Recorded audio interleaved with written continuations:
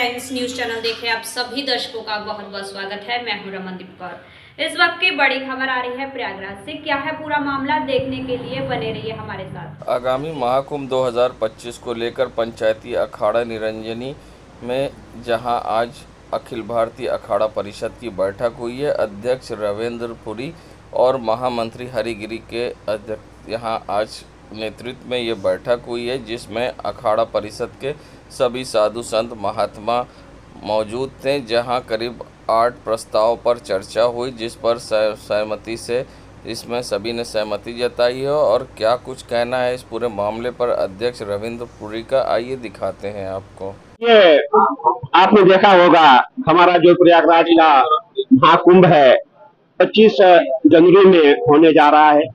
उस विषय में हमारी चर्चा हुई है। हमारे साथ सन्यासी अखाड़े हैं, हमारे साथ वैष्णव अखाड़े हैं, हमारे साथ उदासी अखाड़े हैं। सभी अखाड़ों ने मिलकर एक चर्चा हमने की।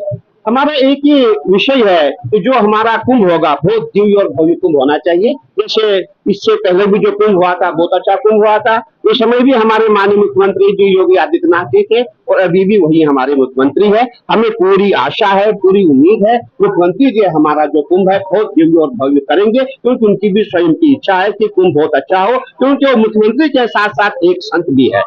आपने देखा होगा हमारे जो विष्णु संप्रदाय है, जो आप देख रहे हैं सब यहाँ बैठे हुए हैं, आप प्रयागराज के पास ही रहते हैं।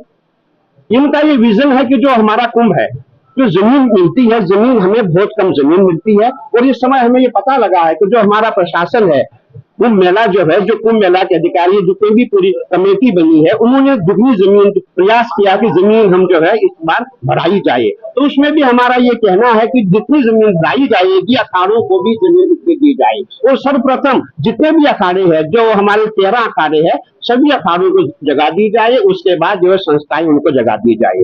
और हमारा जो है स्वच्छता का अभियान है, वो हमारे महाराज श्री बैठे हुए है, उन्होंने ये कहा है कि जो हमारा जो स्वच्छ भारत मिशन है वो आज से नहीं चल रहा है, वो हमारी प्राचीन परंपरा है। आपने देखा होगा साधु संतों ने ही स्वच्छता का अभियान चलाया हुआ था और वही उसी जो मेला होगा इसमें बहुत अच्छा कार्य होगा, बहुत अच्छा विकास होगा। हमने देखा है कि पूरा प्रयागराज में बहुत अच्छा विकास हो रहा है, बहुत अच्छा कार्य हो रहा है, परंतु अभी सरकार ने अखाड़ों की ओर नहीं देखा है। अखाड़ों का कोई भी कार्य अभी तक नहीं हुआ है। इसीलिए जो हमारा जो कल की जो मीटिंग होगी उसमें ये निर्णय लिया जाएगा कि भाई हमारे अखाड़ों में क्या कार्य हुआ है। देखिए कुंभ जो है, कुंभ और स्नान में अंतर होता है।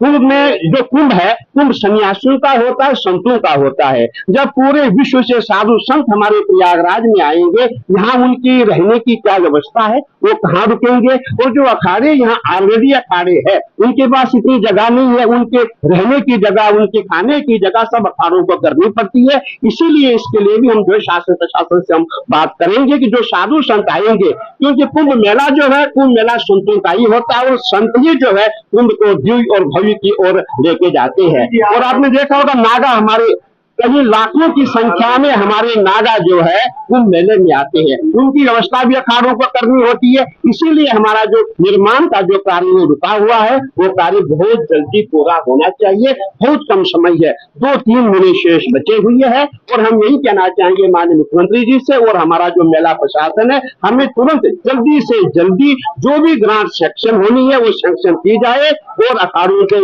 वो ग्रांट मिले ताकि जल्दी से जल्दी कार्य हो जाए। ये हमारा जो उनके साथ भी बैठक होगी तो क्या उसका कोई मांग रखी जाएगी। देखिए हमारी कोई मांग नहीं है, साधु कोई मांग नहीं होती है। साधु देखिए कि संत बड़े परमार्थी शीतल जिनके अंग तपत बुझाए और की दे दे अपना रंग। हमारी मांग नहीं होती, हम अपने लिए नहीं मांगते। जितने भी संत आप देख रहे हैं कोई अपने लिए नहीं मांग रहा। हम समाज के लिए काम करें, हम जनहित के लिए कार्य कर रहे हैं और हमारा यही एक विजन है कि बहुत सुंदर कुंभ हो, दिव्य और भव्य कुंभ हो और जो भी कार्य हो सभी संतों के लिए हो, जनता के लिए हो। जो श्रद्धालु प्रयागराज में आएंगे वो सब प्रसन्न हो जाए कि हाँ भाई यहाँ पे जो है बहुत बढ़िया कुंभ हुआ। नहीं हमारा जो विजन। शाही शब्द को लेकर भी कोई बात नहीं, शाही स्नान। देखिए आज आपने देखा होगा सबसे पहले आज सर्वप्रथम हमारी बैठक बैठी हुई थी और अभी कल भी बैठक है, परसों बैठक है, हमारी बैठक अब रोज चलती रहेगी। तो अगली बैठक में हम उसके लिए बात करेंगे। जो हमारा शाही और पेशवाई का शब्द है, ये हमारे माननीय मुख्यमंत्री जी ने, जो हमारे प्रयागराज के, जो हमारे मध्य प्रदेश के मुख्यमंत्री है, ये महाकाल से शुरू हुआ है और इसको हम चाहते हैं पूरे हिंदुस्तान में जहां जहां उर्दू के शब्द है उनको रिमूव किया जाए और वहां पे जो हमारी देववाणी है, संस्कृत है, हिंदी है, उसका प्रयोग किया जाए। नहीं, पहले हमारे यहाँ प्रस्ताव होगा, हमारे यहाँ से प्रस्ताव पारित होगा, उसके बाद वो प्रस्ताव आगे दिया जाए। बैंक मैनेजर ने जहां ग्राहक के साथ धोखाधड़ी की और पुलिस ने खुलासा किया है। बता दें, जहां सराय ममरेज थाने क्षेत्र में आईसीआई बैंक में एक किसान व्यापारी का खाता था और डिप्टी मैनेजर ने उसकी साइन करी हुई चेकबुक एक रख ली और फ्रॉड करके खाते में पैसे ट्रांसफ़र करें और एटीएम के द्वारा मिलकर कुछ लोगों के साथ निकाला। और जब इस मामले की पुलिस को शिकायत मिली तो पुलिस जांच पड़ताल में जुट गई। तो वहीं पुलिस ने अब खुलासा किया है, जिसमें पुलिस ने इस मामले में संलिप्त लोगों को गिरफ्तार कर लिया है। और साथ ही इस मामले में खुलासा करते हुए पुलिस ने बताया कि किस तरह से चारों लोगों ने इस पूरी घटना को कारित किया था। और साथ ही उनके पास से अब पुलिस ने 6,30,000 रुपये नकद, एक एटीएम, पीली धातु की चेन जिसकी अनुमानित कीमत 1,26,000 रुपये बरामद की है। और इस पूरे मामले पर क्या कुछ कहना है डीसीपी गंगानगर कुलदीप सिंह गनावत का, आइए दिखाते हैं आपको। थाना सराय ममरेज के अंतर्गत रहने वाले राजेश कुमार केसरवानी के द्वारा कल थाना सराय ममरेज पर तहरीर दी गई, जिनमें उनके द्वारा बताया गया कि उनका आईसीआईसीआई बैंक फूलपुर में खाता है तथा वहां पर डिप्टी मैनेजर को उन्होंने अपनी एक चेकबुक दी थी, जिसमें से डिप्टी मैनेजर द्वारा एक हस्ताक्षरित चेक फाड़ के रख लिया गया था, जिसमें जिसका प्रयोग करते हुए उसके खाते से 7,30,000 रुपये उक्त डिप्टी मैनेजर द्वारा निकाले गए तथा उस पैसे को ट्रांसफ़र करके किसी अन्य खाते में डालकर और उससे भी कैश 7,30,000 उसके खाते से निकाल लिए गए। इस तहरीर के आधार पर थाना सराय ममरेज पर सुसंगत धाराओं में मुकदमा दर्ज किया गया है तथा इसमें इसका सफल अनावरण करते हुए आईसीआईसीआई बैंक फूलपुर के डिप्टी मैनेजर बलराम यादव तथा उसके 3 सहयोगी विशाल, गौरव सिंह और शाश्वत सिंह को पुलिस ने गिरफ्तार किया है। इनके पास से 6,03,000 रुपये कैश, एक पीली धातु की चेन जो कि उक्त पैसों से खरीदी गई थी, साथ ही साथ एक एटीएम जिसके माध्यम से ये जो कैश विड्रॉ किया गया था। इस प्रकार से चारों व्यक्तियों ने ब्लैंक चेक चोरी कर और धोखाधड़ी करते हुए पैसे निकाले थे, जिसको पुलिस द्वारा बरामद कराया गया तथा अभियुक्तों को गिरफ्तार कर जेल भेजा गया है। प्रतिष्ठित Max super speciality hospital Lucknow ने आज प्रयागराज में अपनी विशेष कार्डियोलॉजी एंड न्यूरोलॉजी ओपीडी सेवाओं के शुभारंभ की घोषणा की है। Doctor Vijayant Divyaraj, director and head cardiothoracic and vascular surgery, और doctor Tushar Kant Arora, concern neuro surgery, neuro oncology and spine surgery, Max super speciality hospital Lucknow की उपस्थिति में ये शुरुआत मरीजों को उच्च गुणवत्ता वाली स्वास्थ्य सेवाओं प्रदान करने के उद्देश्य से की गई है, ताकि सुपर स्पेशलिटी एक्सपर्ट्स की सलाह से लेने के लिए अन्य बड़े शहरों की यात्रा करने की असुविधा का सामना न करना पड़े, जहां एक ही छत के नीचे सारी सुविधाएं मिल सकें। और क्या कुछ कहना था डॉक्टर विजयंत का और डॉक्टर तुषार का इस पूरे मामले पर, आइए दिखाते हैं आपको। देवेंद्रराज, मैं डायरेक्टर हेड हूँ CTVS कार्डियक सर्जरी डिपार्टमेंट में max super speciality hospital Lucknow में। तो आज हम लोग यहाँ पे एकत्रित हुए हैं क्योंकि हमने एक स्पेशलिटी क्लिनिक स्टार्ट करी है वेरासिटी क्लिनिक में, जिसमें कि जो भी पेशेंट को सही परामर्श चाहिए उसके लिए हम अवेलेबल रहते हैं। दूसरा, जिनको भी हमने ऑपरेशन किया है, आज नहीं आज से 10 साल तक जिनको भी हमने ऑपरेशन किया है उनको हम यहीं पे देख लिया करेंगे, जिससे कि उनको उतनी दूर नहीं आना पड़ेगा। ये एक सुपर स्पेशलिटी हॉस्पिटल हेल्प क्यों करता है, क्यों इस तरीके से हेल्प करता है कि इसमें सारे डिपार्टमेंट्स हैं जो कि सुपर स्पेशलिटी हैं। एक उदाहरण के तौर पे, अगर किसी को चोट लग गई है, सर में चोट लगी है, छाती में खून भरा है, पैर टूटा हुआ है, शुगर है, डायबिटीज है, तो ऐसे में न्यूरो सर्जरी ने ब्रेन देख लिया, हम लोगों ने छाती देख लिया, ऑर्थो ने पैर देख लिया और डायबिटीज वाले ने शुगर कंट्रोल कर ली।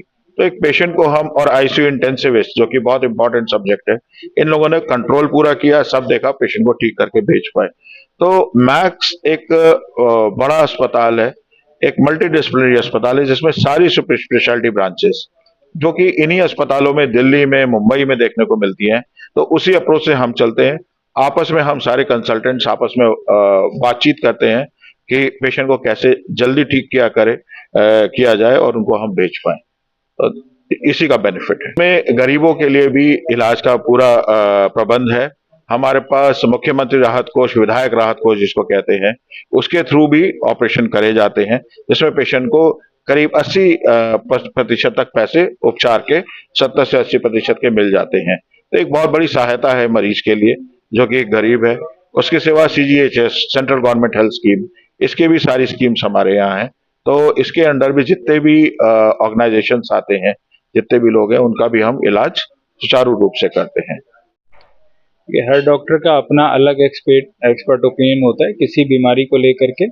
बट मेरा मानना है कि एज अ मैक्स हॉस्पिटल हम टर्शरी केयर और इंटरडिसिप्लिनरी अप्रोच ऑफर करते हैं।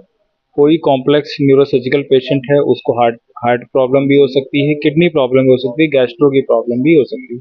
साथ में साथ सारे एक्सपर्ट जितने भी होते हैं मिल करके तय करते हैं कि क्या बेस्ट तरीका है और उसको सब लोग मिल करके ट्रीट करते हैं। तो वो एक बेहतर तरीके से और बेटर रिजल्ट देता है। इलाहाबाद में ओपीडी शुरू करने का पर्पस है कि हम उन पेशेंट को पहले स्क्रीन कर सकें जिनको मैक्स हॉस्पिटल या टर्शरी केयर हॉस्पिटल जरूरत है, और उसके बाद हम उनको यहाँ पे फॉलोअप भी रेगुलर कर सके, सो दैट उनको केवल ओपीडी पर्पस से लखनऊ ना आना। जहां शारदीय नवरात्र की शुरुआत हुई तो ऐसे में साथ ही सब्जियों के भी दाम बढ़ गए हैं। जहां टमाटर अब 20 रुपये से सीधा उछाल मार कर 120 रुपये पहुँच गया है, तो लहसुन 400 रुपये किलो, अदरक 200 रुपये के आसपास, तो साथ ही हरी सब्जी भी 100 के पार है। और ऐसे में अब लोगों के किचन का स्वाद भी बिगड़ गया है और साथ ही बजट भी, और परेशान अब ग्राहक भी हैं और साथ ही दुकानदार भी। जिस तरह से बिक्री होती थी अब बाज़ारों में उस तरह से बिक्री नहीं हो रही है। फ़िलहाल क्या कुछ कहना था ग्राहकों का और दुकानदारों का इस पूरे मामले पर, आइए दिखाते हैं आपको किस तरह से सब्जियों के बढ़े हैं दाम। परेशानी कोई थोड़ी सॉल्व करने आएगा, बड़े तो हैं ही है, सब चीज के दाम बढ़ गए हैं, तो 1 किलो की जगह आधा किलो खाएंगे। एकदम आसमान छू लिए हैं। जो टमाटर 20 रुपए किलो मिलता है तो वो टमाटर 120 रुपए किलो हो गया है। लहसुन 400 रुपए किलो हो गया है। अदरक 200 रुपया किलो हो गया है। भिंडी जो 10 रुपए किलो 20 रुपए किलो बिकती थी, वो भिंडी इस समय 60 रुपए 70 रुपए किलो हो गई है। बजट पूरा खराब हो चुका है। हो गई है। हम लोग 1 किलो 2 किलो ले जाते हैं तो वो आधा किलो 1 ले जा रहे हैं। नुकसान हम लोग भी काफी हो रहा है। महंगी हुई है, वो आम नागरिकों की पहुंच से बहुत दूर हो गई है। संगम नगरी प्रयागराज में उस समय हड़कंप मच गया जब सुराव थाना क्षेत्र में एक लड़की के शव मिलने की सूचना मिली। बता दें, सुराव थाना क्षेत्र के ग्राम उसरही में शव मिलने के जहां बाद पुलिस को सूचना मिली। मौके पर तत्काल पहुंची पुलिस जांच पड़ताल में जुट गई। साथ ही डीसीपी गंगानगर ने भी मौके का निरीक्षण किया है और क्या कुछ कहा है डीसीपी गंगानगर ने इस पूरे मामले पर, आइए दिखाते हैं आपको। आज सुबह 10:30 बजे थाना सोराव में ग्राम उसरही में पुलिस को एक धान के खेत में बच्ची के शव पड़े होने की सूचना मिली, जिस पर तत्काल थाना पुलिस पहुंची तथा मेरे द्वारा भी घटनास्थल का निरीक्षण किया गया। शव की पहचान गांव के ही रहने वाले अजय की पुत्री, जिसकी उम्र लगभग 10 वर्ष बताई गई है, के रूप में हुई। और उनके द्वारा बताया गया कि कल शाम को 6:30 बजे मेडिकल स्टोर पर दवाई लेने गई थी, जिसके बाद घर नहीं लौटी थी।